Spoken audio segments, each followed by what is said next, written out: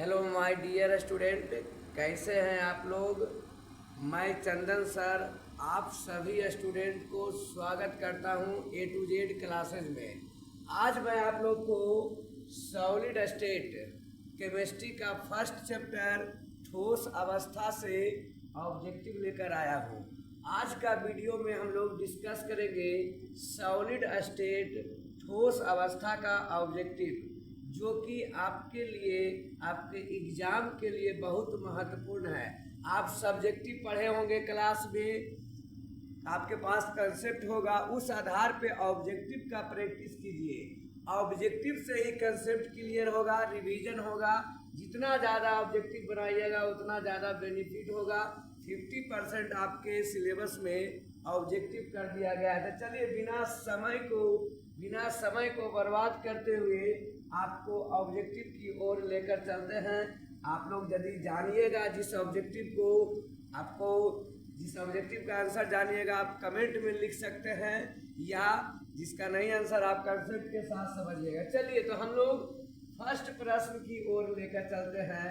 जो बच्चा लाइव में जुड़ चुका है लाइक कर देगा, कमेंट कर देगा। सभी बच्चा लाइक वीडियो को करके आप लोग शुरुआत कीजिए। चलिए लाइव क्लास शुरू हो रहा है। चलिए क्या है हमारा फर्स्ट प्रश्न है, निम्नलिखित में से कौन सहसंयोजक ठोस है। सहसंयोजक ठोस, जिसमें सहसंयोजक बंधन रहता है उसको सहसंयोजक ठोस बोलते हैं। आयनिक बंधन रहता है आयनिक ठोस बोलते हैं। जो धातु रहता है उसको धात्विक ठोस बोलते हैं। तो यहाँ पर ऑप्शन है लोहा, तो लोहा क्या हो जाएगा, धात्विक ठोस हो जाएगा। सोडियम क्लोराइड, तांबा भी क्या हो जाएगा, धातु है तो धात्विक ठोस हो जाएगा। सोडियम क्लोराइड टूटता है Na+Cl- में, तो ये क्या हो जाएगा, आयनिक ठोस हो जाएगा।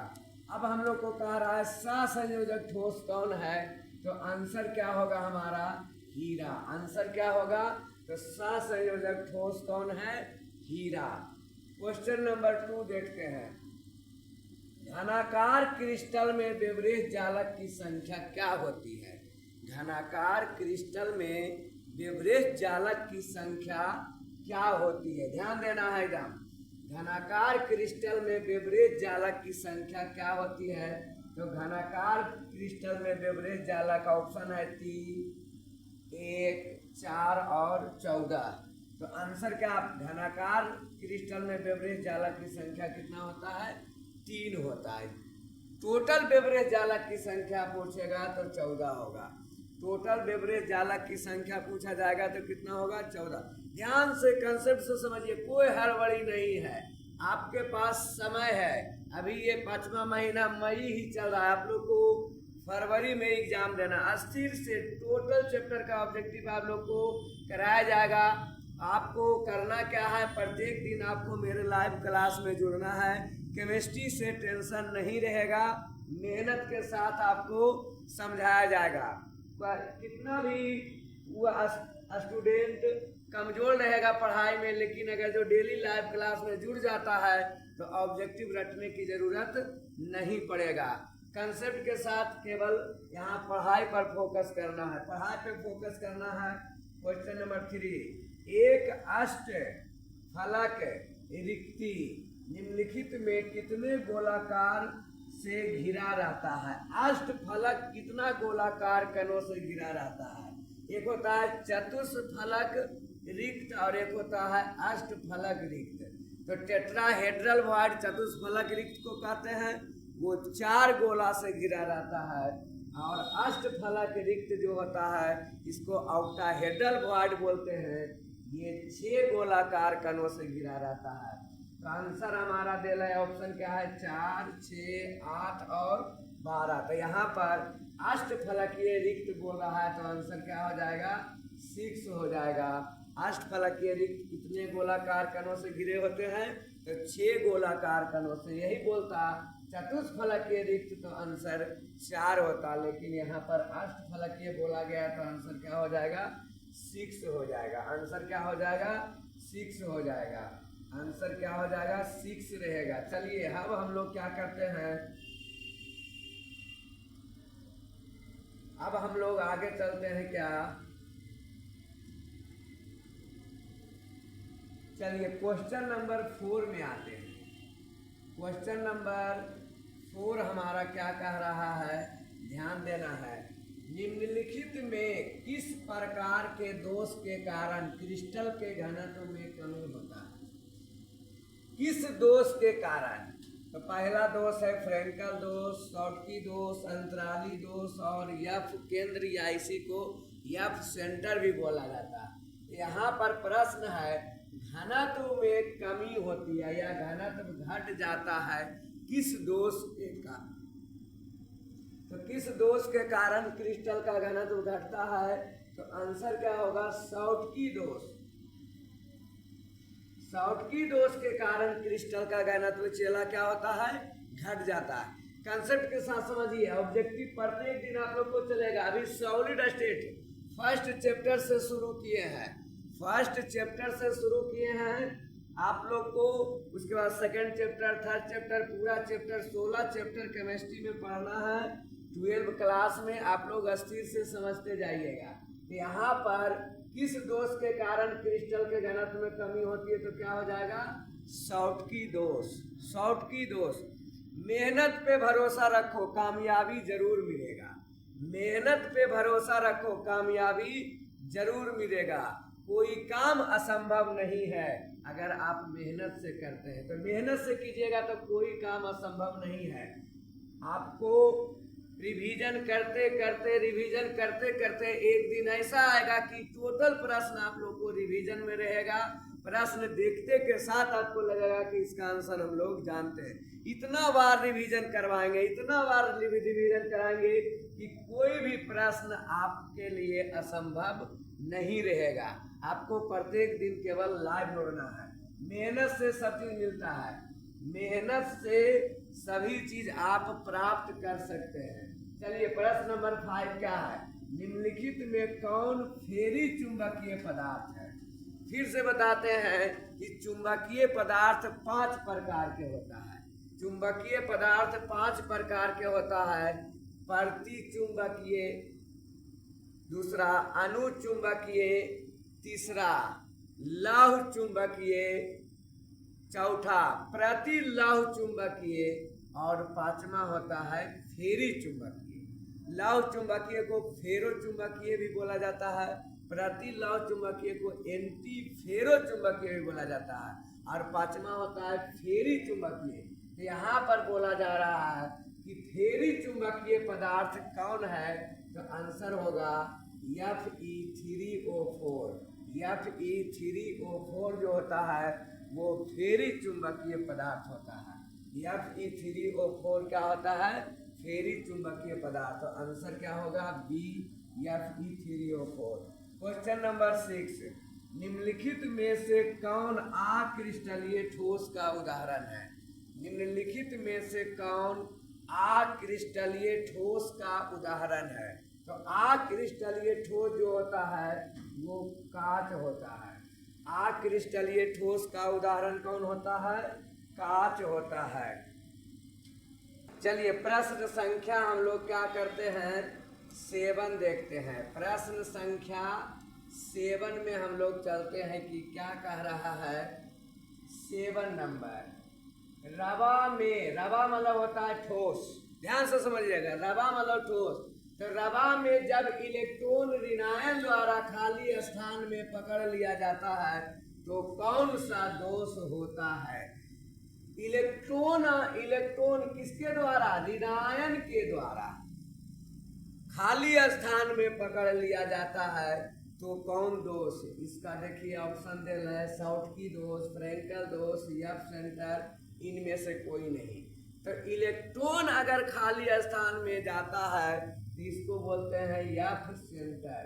क्या बोला जाता है छोटू? F centre. तो यहाँ पर आंसर क्या हो जाएगा? F centre, F centre. Question number 8 ध्यान समझिए, बेरवादार ठोस का उदाहरण है। बेरवादार मतलब होता है अक्रिस्टलीय ठोस। बेरवादार मतलब होता है अक्रिस्टलीय ठोस, अक्रिस्टलीय ठोस। तो तो अक्रिस्टलीय ठोस जो होता है वो मुलायम टाइप का ओरिजिनल ठोस नहीं रहता है। अब जब आप ऑप्शन देखते हैं क्या है, हीरा, ग्रेफाइट, नमक, रबर। अब देखिए अक्रिस्टल सबसे मतलब अक्रिस्टल मतलब मुलायम टाइप का कौन सा ठोस होता है, तो देखिए रबर होता है। क्या होता है, रबर। तो रबर क्या हो जाता है, बेरवादार ठोस भी बोल सकते हैं या इसी को अक्रिस्टलीय ठोस बोलते हैं। प्रश्न संख्या 9 देखते हैं। प्रश्न संख्या 9 देखिए क्या कह रहा है, HCP इकाई सेल में परमाणुओं की संख्या होती है। HCP hexagonal close packing, HCP hexagonal close packing में कितना परमाणु होता है वो बतलाना है। HCP क्लोज पैकिंग में तो देखिए ऑप्शन है 4, 6, 12 और 7। तो HCP में परमाणु की संख्या कितना होता है, 12 होता है। याद कीजिए HCP में परमाणु की संख्या कितना होता है, 12 होता है। नेक्स्ट देखेंगे हम लोग क्वेश्चन नंबर, नेक्स्ट हम लोग देखेंगे क्या, क्वेश्चन नंबर 10। निम्नलिखित में से कौन सा ऑक्साइड लौह चुंबकत्व प्रदर्शित करता है। निम्नलिखित में कौन सा ऑक्साइड लौह चुंबकत्व प्रदर्शित करता है। तो यहाँ पर ऑप्शन है CrO2, MnO2 या फिर 3O4 या फिर 2O5। तो कौन सा लौह चुंबकत्व प्रदर्शित करने वाला ऑक्साइड कौन होता है, CrO2। CrO2 आंसर क्या होगा, ए होगा। आंसर क्या हो जाएगा, ए हो जाएगा। अब हम लोग देखते हैं क्या, प्रश्न संख्या 11 में जाते हैं। प्रश्न संख्या 11, प्रश्न संख्या 11 ध्यान से देखिएगा क्या कह रहा है। क्रिस्टल होते हैं 4 प्रकार के, 3 प्रकार के, 7 प्रकार के, इनमें से सभी। मतलब क्रिस्टल कितने प्रकार के होते हैं, इस कहने का मतलब हुआ क्रिस्टल कितने प्रकार के होते हैं, 4 प्रकार, 3 प्रकार। तो क्रिस्टल होते हैं 4 प्रकार के। क्रिस्टल कितने प्रकार के होता है छोटू, 4 प्रकार के होता है। तो आंसर यहाँ क्या हो जाएगा, क्रिस्टल कितने प्रकार के होते हैं, 4 प्रकार के होते हैं। क्वेश्चन नंबर, प्रश्न संख्या 12, रवादार ठोस है। रवादार ठोस किसको बोलते हैं वो देखना है। तो रवादार मतलब क्रिस्टलीय ठोस, रवादार मतलब क्रिस्टलीय ठोस। रवादार का मतलब क्या होता है चेला, क्रिस्टलीय ठोस। ध्यान से समझना है, रवादार का मतलब कौन ठोस, क्रिस्टलीय ठोस। मतलब ओरिजिनल ठोस देखना है क्या, हीरा, कांच, रबर, इनमें से कोई नहीं, इनमें से कोई नहीं, इनमें से कोई नहीं। तो देखना है हीरा, कांच। देखिए कांच अक्रिस्टलीय होता है, रबर भी अक्रिस्टलीय होता है। तो यहाँ क्रिस्टलीय ठोस कौन हो जाएगा, हीरा हो जाएगा। क्रिस्टलीय ठोस कौन हो जाएगा चला, हीरा हो जाएगा। क्वेश्चन नंबर 13, प्रश्न संख्या 13 में हम लोग चलते हैं। ध्यान से केवल देखना है, ऑब्जेक्टिव आपके पास रहेगा, ऑब्जेक्टिव आपके पास रहेगा। अगर जो आप हमारे लाइव में जुड़ते हैं, अभी तक अगर जो चैनल को सब्सक्राइब नहीं किए हैं तो चैनल को सब्सक्राइब जरूर कर लीजिए। वीडियो को लाइक नहीं किए हैं तो लाइक जरूर कीजिए। इससे क्या होगा, आपके पास नोटिफिकेशन जाएगा, जब भी हम लाइव आएंगे, कोई वीडियो अपलोड होगा तो आपके पास नोटिस चला जाएगा कि लाइव आ चुके हैं। तो चैनल को सब्सक्राइब जरूर कीजिए, वीडियो को लाइक कीजिए। जिसका आंसर आप जानते हैं उसको कमेंट में लिखिए, उसको कमेंट में जरूर बताइए कि इसका आंसर कौन होगा। चलिए क्वेश्चन नंबर 13, निम्नलिखित में कौन सा गुण क्रिस्टलीय ठोस पदार्थ का नहीं है। क्रिस्टलीय का मतलब क्रिस्टलीय का गुण नहीं है, क्रिस्टल का गुण नहीं बोल रहा है, क्रिस्टल का गुण नहीं है, उसके बारे में बतलाना है। तो ऑप्शन देखिए, विभिन्न दिशाओं में समान गुण, सुस्पष्ट द्रवनांक, निश्चित ज्यामितीय आकृति, उच्च अंतरा आणविक बल। तो देखिए क्रिस्टलीय ठोस का उच्च अंतरा आणविक बल होता है, ये गुण है। निश्चित आकृति इसका निश्चित होता है, क्रिस्टलीय ठोस का तो ये इसका गुण है। द्रवनांक उसका स्पष्ट, सुस्पष्ट मतलब निश्चित, तो द्रवनांक भी निश्चित होता है। लेकिन कौन नहीं होता है, तब विभिन्न दिशाओं में समान गुण नहीं होता है। विभिन्न दिशाओं में समान गुण जो है ये क्रिस्टल का गुण नहीं है। तो आंसर क्या हो जाएगा? विभिन्न दिशाओं में समान गुण, विभिन्न दिशाओं में समान गुण। तो हम लोग 13 प्रश्न देख चुके हैं। 13 प्रश्न हम लोग क्या कर चुके हैं? देख चुके हैं। 13 प्रश्न हम लोग देख चुके हैं। नेक्स्ट अब हम लोग क्या करते हैं? प्रश्न संख्या 14 में चलते हैं। प्रश्न संख्या हम लोग 14 में चलते हैं कि क्या है, ध्यान से देखिएगा, ध्यान से देखना है।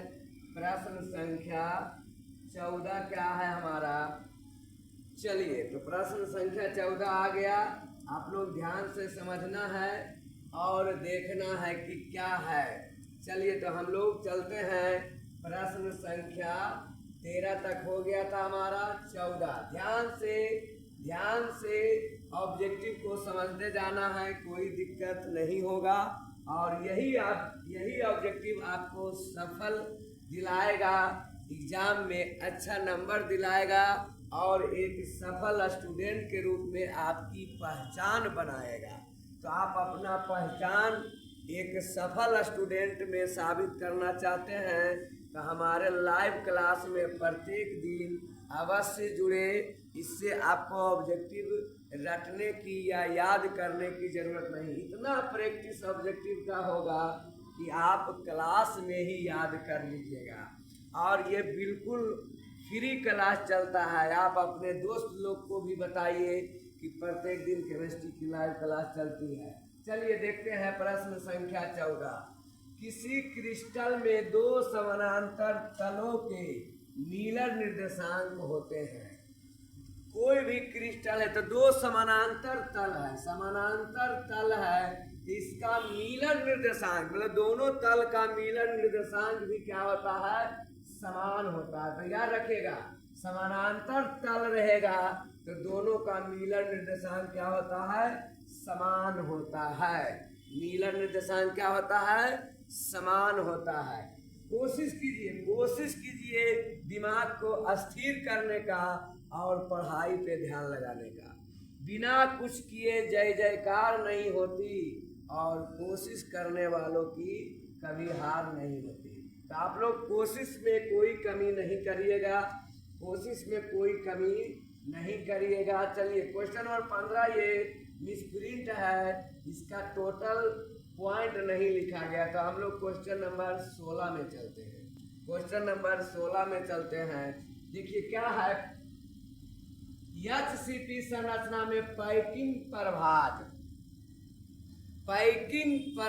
या इसी को बोलते हैं संकुलन क्षमता, हिंदी में बोलते हैं संकुलन क्षमता, इंग्लिश नाम है पैकिंग प्रभाज या पैकिंग इफिशिएंसी।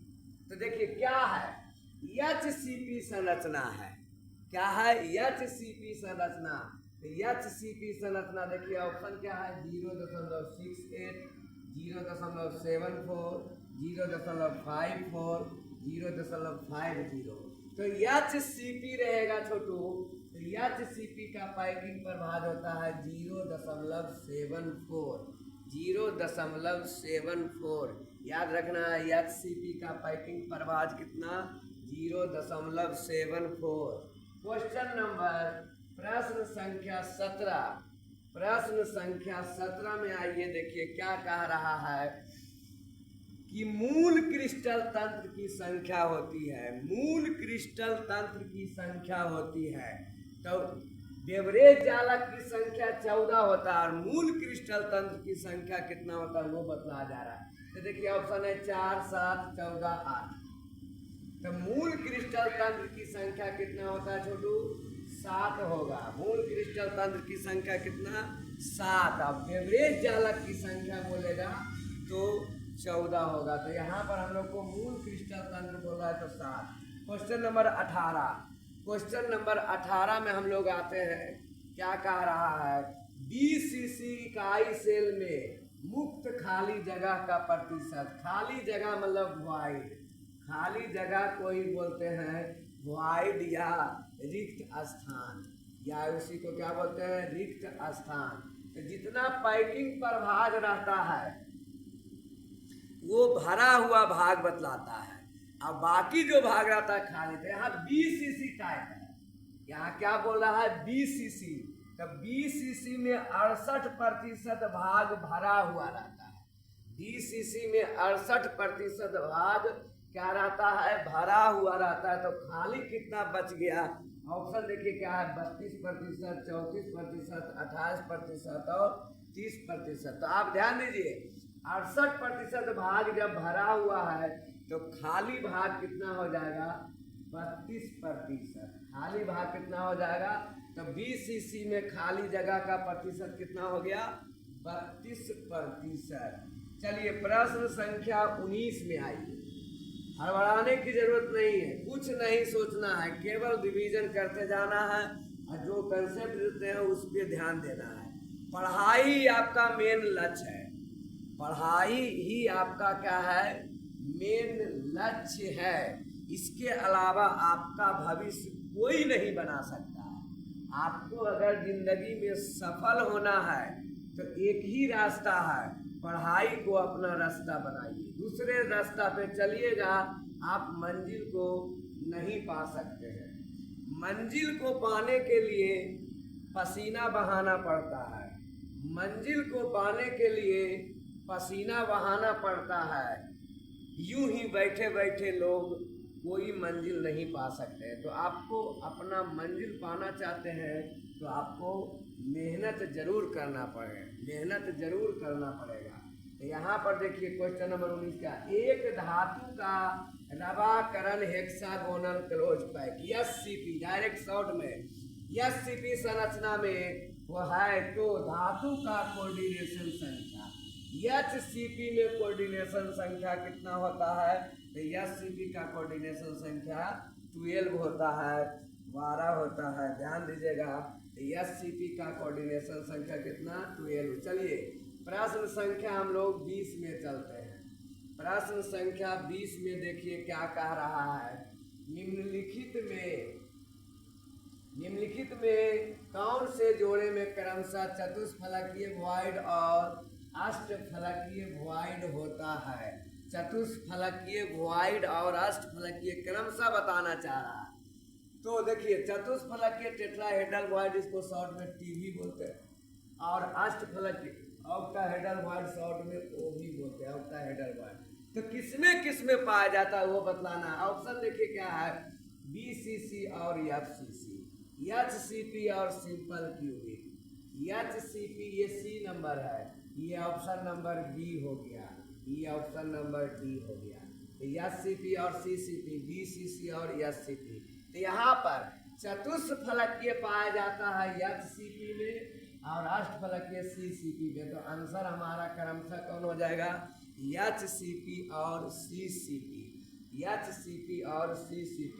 क्वेश्चन नंबर 21 देखिए, क्रिस्टल तंत्र AB में निम्नलिखित में से किस क्रिस्टल तंत्र में A not equal to B not equal to C एवं alpha beta gamma 90, alpha beta gamma बराबर 90 पैमाना पैरामीटर वर्तमान रहता है, मतलब उपस्थित रहता है? किस क्रिस्टल में ABC और अल्फा बीटा गामा इस कंडीशन में रहता है? तो ऑप्शन देखिए, त्रिनताज, ऑर्थोरोम्बिक, घनाकार और एक नताज। तो यहाँ पर A node equal to B node तीनों बराबर नहीं, अल्फा बीटा गामा 90। तो ये किसका ऑप्शन है? ऑर्थोरोम्बिक। ये कौन होता है? ऑर्थोरोम्बिक में ए नोड इक्वल टू बी और नोड इक्वल टू सी होता है, और अल्फा बीटा और गामा तीनों 90 डिग्री के बराबर होता है। तीनों किसके बराबर होता है? 90 डिग्री के। तो यहाँ पर ऑर्थोरोम्बिक आंसर होगा। क्या हो जाएगा? ऑर्थोरोम्बिक। चलिए क्वेश्चन नंबर हम लोग देखते हैं। क्वेश्चन नंबर हम लोग 22 में चलते हैं। क्वेश्चन नंबर कितना में चलते हैं? 22 में। 22, पोटेशियम का क्रिस्टलीकरण होता है, क्रिस्टलन होता है। देखिए पढ़ाई शुरुआत में आसानी नहीं लगेगा, थोड़ा सा कठिन लगेगा, लेकिन आप उसको बार बार पढ़िएगा तो धीरे धीरे वो आसान हो जाएगा।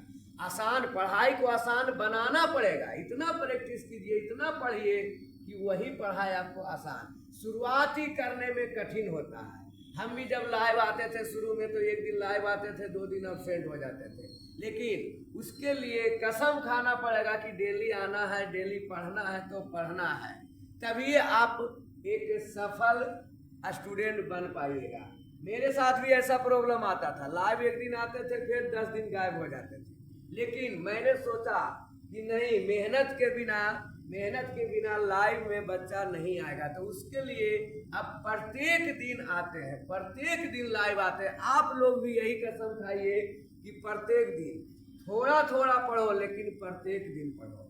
नियम यही, कंसेप्ट यही है, पढ़ाई का सिद्धांत यही है, थोड़ा थोड़ा पढ़ो लेकिन प्रत्येक दिन पढ़ो। पूरे दिन अगर जो गायब रहिएगा 24 आवर में, अगर जो किसी दिन 1 घंटा नहीं पढ़िएगा और किसी दिन 10 घंटा पढ़िएगा तो वैसा पढ़ाई से आप सफलता नहीं ले सकते हैं।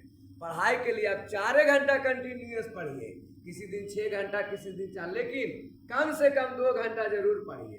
कितनों कठिन आवे, कितनों आप बिजी हैं, कितनों आप बिजी हैं, तो 24 घंटा में 2 घंटा समय जरूर निकालिए। अब मान लिया जाए प्रत्येक दिन ऐसे 8 घंटा, 6 घंटा, 4 घंटा पढ़ रहे हैं, तो आपके पास कितना बड़ा काम आ जाए। घर में शादी ब्याह हो, 1-2 घंटा जरूर समय निकल जाएगा। कोई काम आ गया, खेती का काम आ गया या और किसी का काम, तो 1 घंटा जरूर पढ़ाई कम से कम प्रत्येक दिन। अगर जो स्टूडेंट का लक्षण जिंदा रखना चाहते हैं तब, अगर जो आप पढ़ते हैं, अगर जो 2-3 दिन गायब हो जाइएगा, पढ़ाई से कोई नाता नहीं रहेगा, तो फिर अगला दिन आपको शुरुआत करना पड़ेगा, और वही शुरुआत कठिन होता है। तो शुरुआत को बंद नहीं कीजिए, खत्म नहीं कीजिए, उसको जिंदा रखिए। जिंदा रखिएगा तो अगला दिन आसान होते जाएगा, और अगला दिन आसान होते जाएगा, और अगला दिन आसान होते जाएगा। इसलिए पढ़ाई को हमेशा जिंदा रखिए, एकदम बिल्कुल खत्म मत कीजिए। चलिए प्रश्न संख्या 22 में आते हैं। NaCl क्रिस्टल की संरचना होती है, पोटेशियम या NaCl, पोटेशियम या NaCl का संरचना किस टाइप का होता है? तो आंसर है फलक केंद्रित घनीय जालक, अंतः केंद्रित घनीय जालक, सरल घनीय जालक, त्रिनताक्ष क्रिस्टल। तो यहाँ आंसर पोटेशियम या NaCl क्या होता है? फलक केंद्रित घनीय जालक में रहता है। किस रूप में रहता है? फलक केंद्रित घनीय जालक के रूप में रहता है।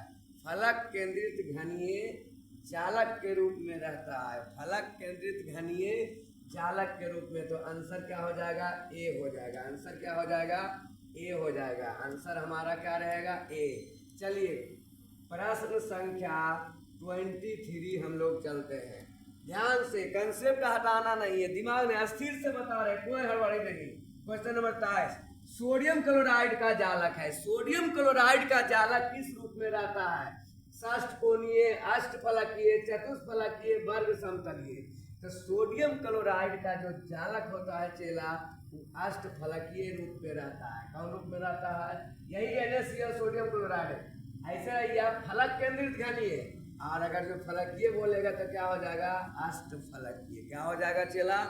अष्टफलकीय जालक के रूप में रहता है, अष्टफलकीय रूप में रहता है। चलिए क्वेश्चन संख्या 24 प्रश्न संख्या, निम्नलिखित में किस धातु की समन्वय संख्या 8 होती है?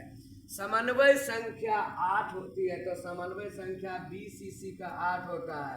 अब देखेंगे BCC के रूप में रहने वाला कौन है? तो आंसर है K, Fe, Zn और Au। तो BCC के रूप में रहता है कौन? K, potassium. तो पोटेशियम का समन्वय संख्या कितना हो जाएगा? 8 हो जाएगा। कितना हो जाएगा? 8 हो जाएगा। तो आंसर ए। प्रश्न संख्या 25, ब्रैग समीकरण है। ब्रैग समीकरण है, तो ब्रैग समीकरण कौन है देखना है। ब्रैग समीकरण का फॉर्मूला आपको याद रखना है, n लैम्डा बराबर 2d साइन थीटा।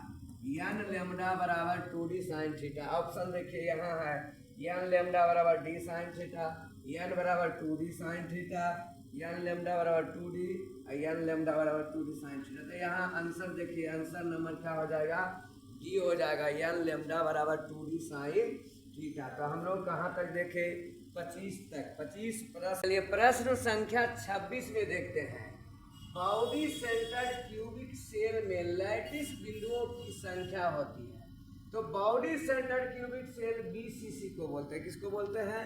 बीसीसी को। तो बीसीसी में लैटिस बिंदु या परमाणु की संख्या पूछेगा तो कितना होगा?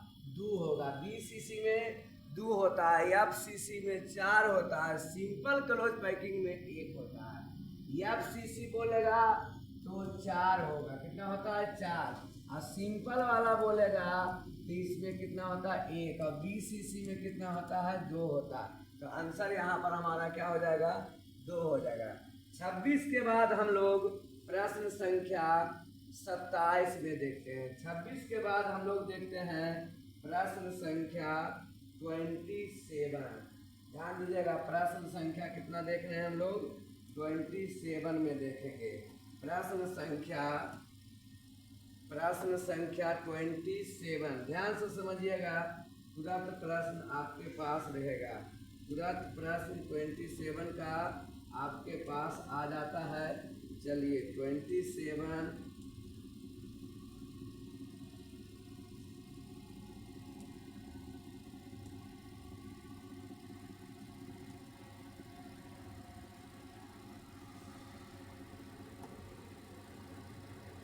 चलिए 27 नंबर यहाँ पर है।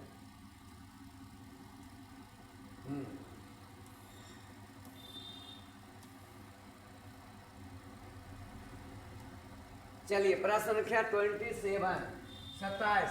सिंपल क्यूबिक एकक सेल की संकुलन क्षमता होती है।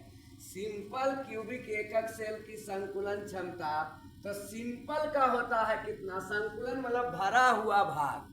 संकुलन मतलब भरा हुआ भाग तो 52% होता है। सिंपल में 52 होता है, बीसीसी में 68% होता है, और एफसीसी में कितना होता है? 74%। तो ये याद रखिएगा।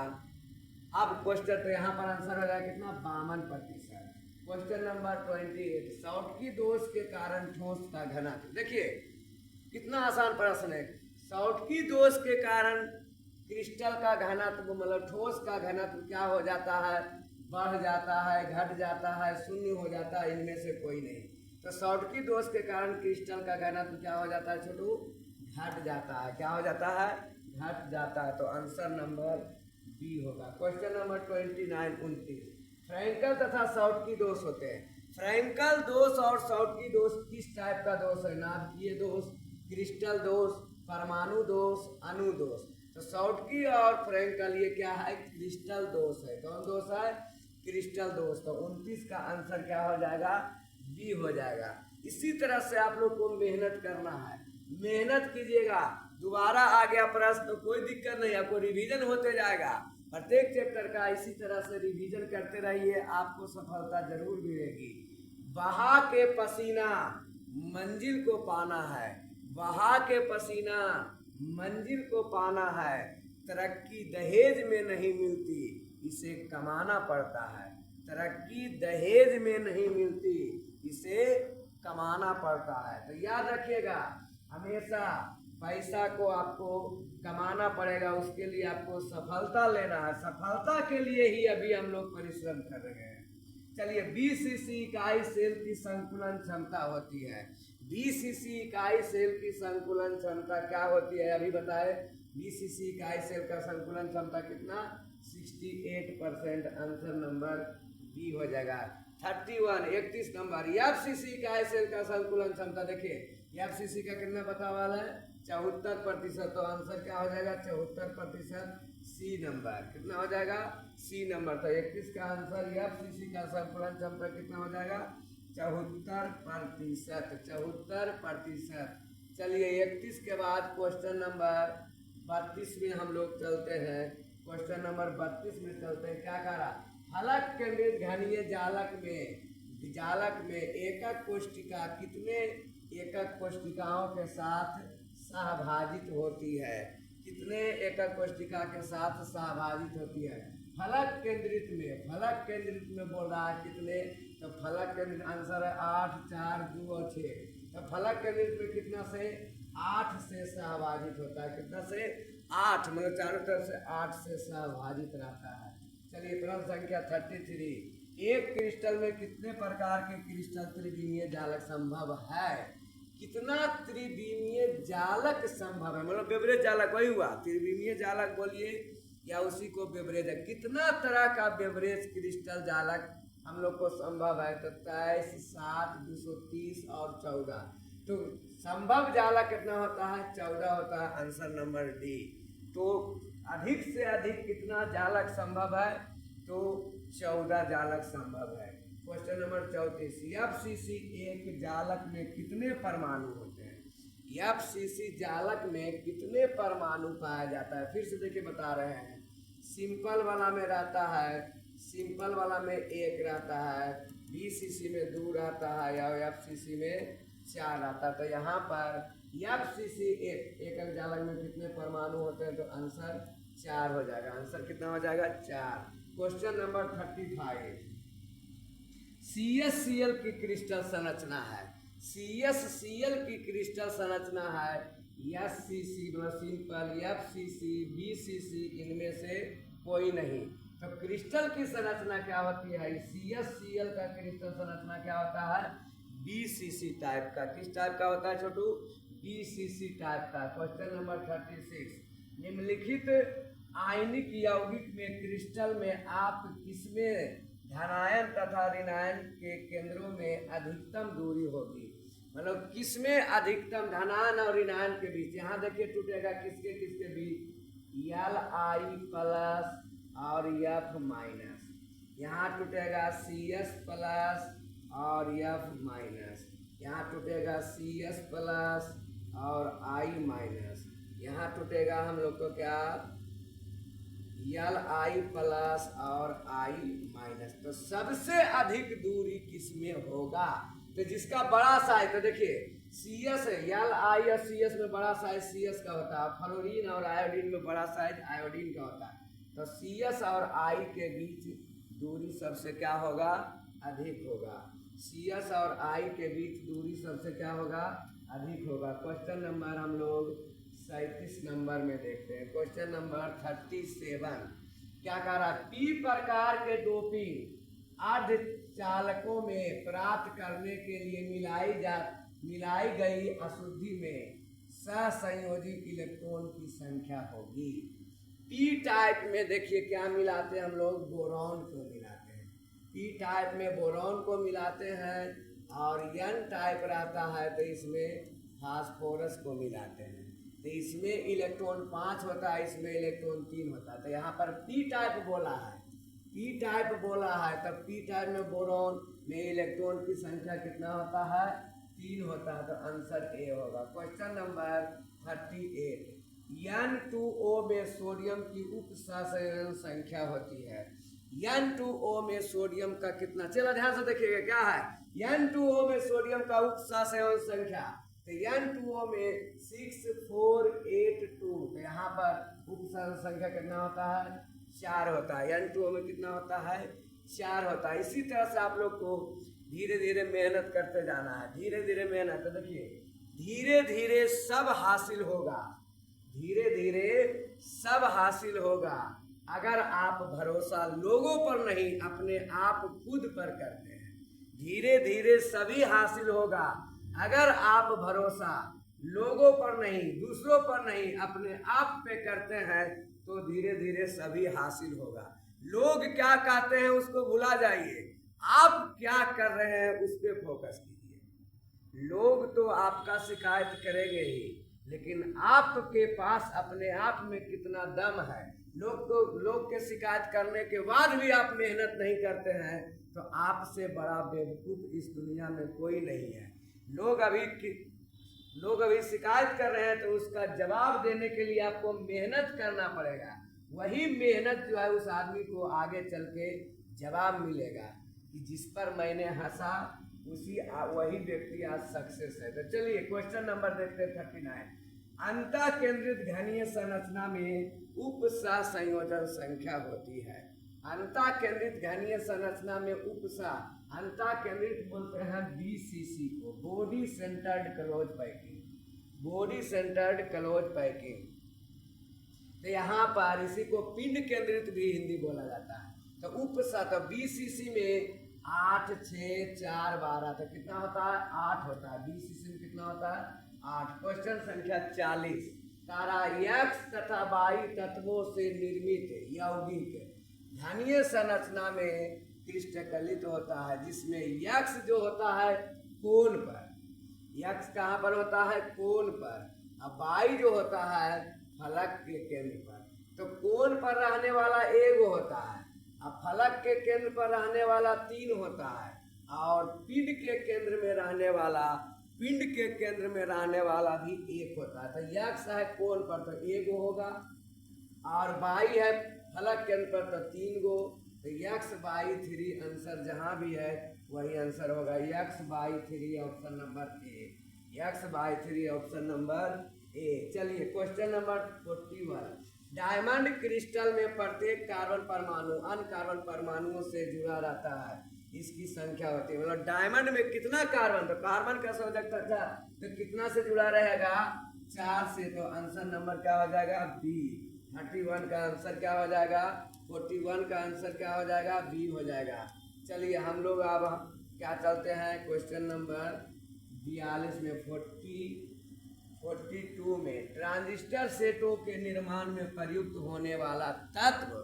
तो ट्रांजिस्टर सेटों के निर्माण में कौन सा तत्व प्रयुक्त होता है, ट्रांजिस्टर सेटों के निर्माण में कौन सा तत्व प्रयुक्त होता है उसको बतलाइएगा। तो एल्युमिनियम, सिलिकॉन, कॉपर, जिंक। तो ट्रांजिस्टर सेटों में क्या होता है सिलिकॉन होता है। कौन सा आंसर होता है छोटू सिलिकॉन होता है, सिलिकॉन होता है। Question number 43।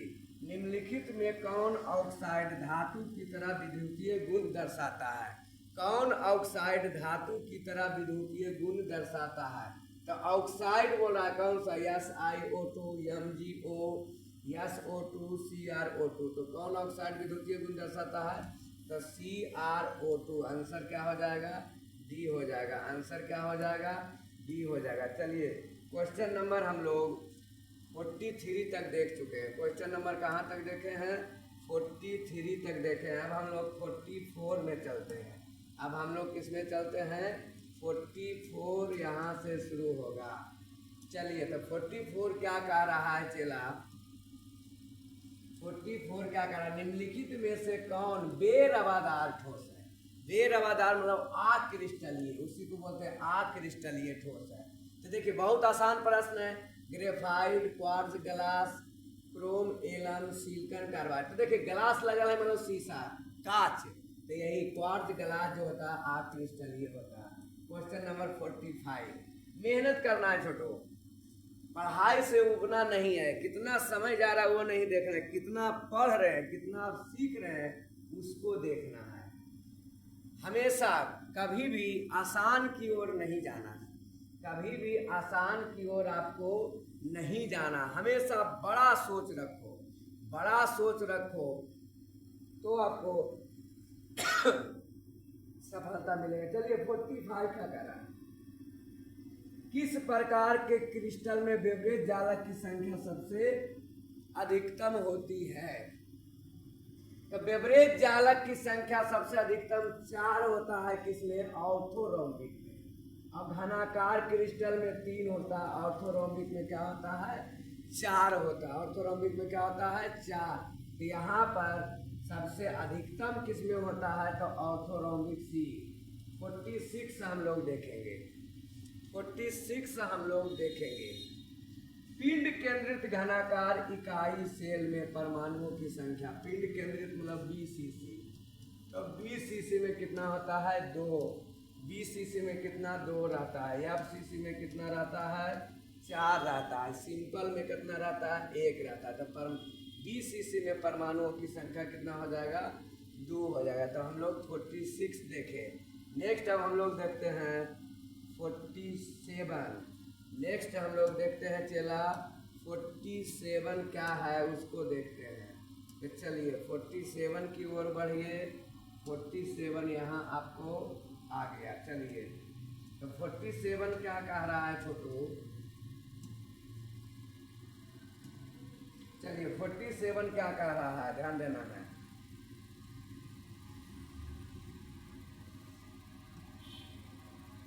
सदृश परमाणु वाले एक फलक केंद्रित घनाकार इकाई सेल में चतुष्फलकीय रिक्त की संख्या। तो चतुष्फलकीय रिक्त क्या संख्या क्या होता है? 2n। इसका फॉर्मूला होता है 2n। n होता है कण की संख्या। तो फलक केंद्रित में 4 कण होता है, तो 2n कितना हो जाएगा? 4 दूनी 8। तो बोलिए कितना? चतुष्फलकीय रिक्त की संख्या कितना हो जाएगा? 8 हो जाएगा। कितना? 8। Question number 48। घनाकार संरचना में पिंड केंद्रित मतलब BCC। BCC का क्या कह रहा है? समन्वय संख्या। तो BCC का समन्वय संख्या कितना होता है? 8 होता है। तो आप लोग 48 प्रश्न आज देखें। आज के वीडियो में सॉलिड स्टेट का 48। पिछले वीडियो में आप लोग को पिछले क्लास के लाइव क्लास में आप लोग 28, वो भी सॉलिड स्टेट का ही था, वो भी सॉलिड स्टेट। कल भी मैं आप लोग को सॉलिड स्टेट से ही ऑब्जेक्टिव लेकर आऊँगा। उसके बाद सॉलिड स्टेट का लगभग 200 से 300 प्रश्न आप पहले सॉलिड स्टेट का कर लीजिए, तो आगे नेक्स्ट चैप्टर में चलेंगे। तो आप लोग इसको रिवीजन जरूर कीजिएगा, रिवीजन जरूर कीजिएगा। इससे क्या होगा? आपका ऑब्जेक्टिव क्लियर होगा। ऑब्जेक्टिव क्लियर होगा तो सब्जेक्टिव याद करने में भी आसानी होगा। तो आज का लाइव क्लास यहीं समाप्त होता है। कल फिर मिलेंगे इसी समय पर। तब तक आप लोग इसका रिवीजन कीजिए, मेहनत कीजिए। आज का क्लास यहीं समाप्त होता है। जय हिंद, जय भारत।